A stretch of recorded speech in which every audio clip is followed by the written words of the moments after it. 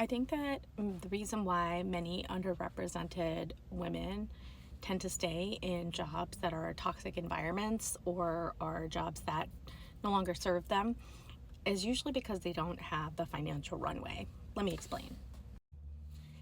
My name is Jaya, and I coach and focus on underrepresented women, helping to unlock and develop their leadership skills and strategically advance their career in organizations. So the reason why I said a lot of people don't end up moving out of organizations that end up being toxic or working with leaders that are not going to support their growth is because they don't have the financial runway to do so. And this isn't a ding on those women that are finding themselves in that situation. If that's you, that's not your fault. Actually, I think it's because a lot of us are not taught financial literacy skills, and it's a generational pattern. So it's something that our mothers are often not taught, our grandmothers are not taught, and so we are having to learn these skills as we are continuing to advance in our careers. So the question is that how can you develop that financial runway, and what does it do for you? So the first question I'm going to answer is, how do you develop it? And the first way that you can do that is by doing two things. So the first way that you can do this is by focusing on developing an emergency fund that contains at least 6 months worth of savings, and that should be equivalent to how much it costs for you to currently live your life right now. So anything like mortgage, insurance, predicted healthcare costs, prescriptions, groceries, if you have children, their daycare costs, so on and so forth. So adding and totaling all of those up, finding out what your average monthly expenses are, and then aiming to have 6 months worth of that saved inside of a savings account is what you want to aim for in terms of having an emergency fund.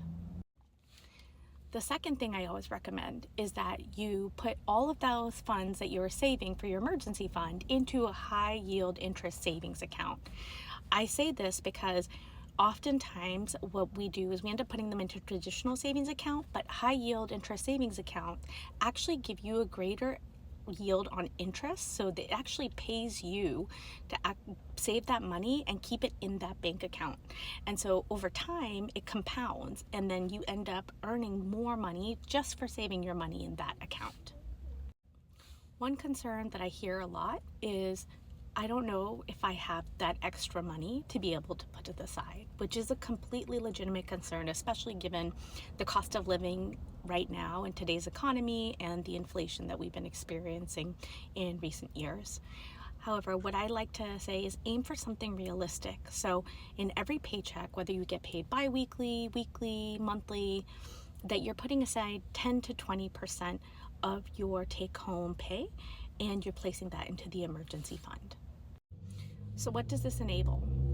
And that's a really, I think, important question to answer.